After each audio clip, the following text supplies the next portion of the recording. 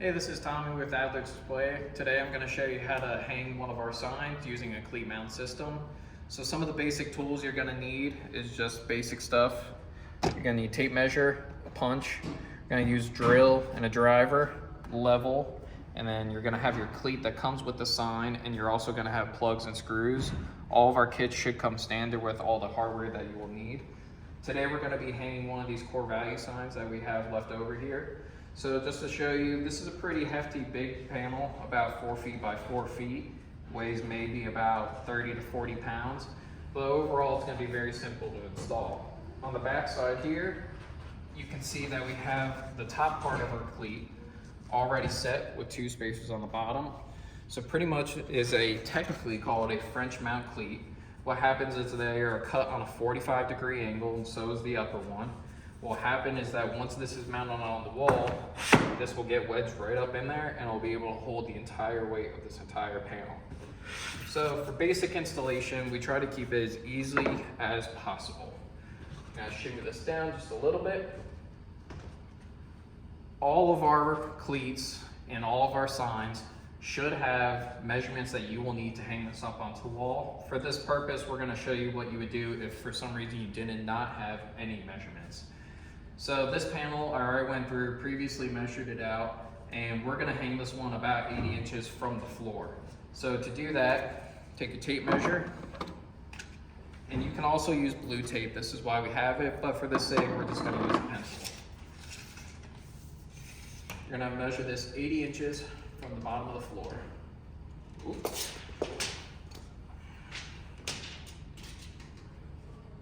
So 80 is right up there. So that's where the top of my panel is going to go. The next thing you want to do is take a cleat and butt it up to the top or the bottom of your top cleat panel, measuring down from the top to bottom. This one is at roughly 9.5. All of our cleats, as far as the standard mounting, will be about 2 inches from the top and 2 inches from the side. Critical about being 2 inches from the side, that way you have some room to wiggle it back and forth, which we'll also show you later. So now that I know that is 9.5 from the top down, I know that from this point to the bottom of this cleat is going to be 9.5 inches. So what I can do then is just from here, measure down 9.5 inches. So from there, since we don't have a center mark, I'm just going to use that as my center mark. So we'll make another one going up. This is where you'll grab your punch and your level, and you'll hold this cleat up, knowing that this is the center mark, which I already have marked here, and that this is obviously the bottom of the cleat, which is the flat side, not the pointed side. Hold that up. You can also do this with a second person if needed, but most of ours will be pretty easy to do with one person. Put your level on the top of the cleat, that way you can see your bottom markings, and just using a standard level, get that bubble nice and centered between the 2 lines there, which is, fell a little bit lower, centered is right there, and level. So now using your punch, make sure you hold everything nice and tight so it's not going to move. Punch your holes in the pre-drilled spots in this cleat. 1, 2, 3. With that, you can mark everything off the wall, and you can see 3 holes left over. 1, 2, 3. From there, take your drill and use a 1/4 inch drill bit. You can use these plugs that we install or we provide with our hardware, and they take a 1/4 inch on the bottom, that way the collar doesn't sink all the way into the wall. Being that this is sheetrock, you could use this as a standard drill bit, but these plugs will also work for brick. To do that, you just have to swap out to a masonry drill bit. Just simply go through, draw your 3 holes, and then take your 3 plugs. Just push them in as far as you can get it.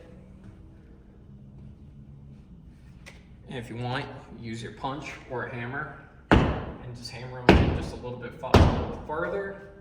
So that way the collars are all the way seated flat against the wall. Once you have that, take your driver and the 3 screws. What I like to do is I'll stick 1 screw through the far right hole or the middle. That way it's poking out, and just line it up to the plug hole that's already in the wall. And you don't want to get it all the way started and all the way in, just leave it enough so it kind of hangs loose. Grab your 2nd screw, and I like to go for the furthest out, far left.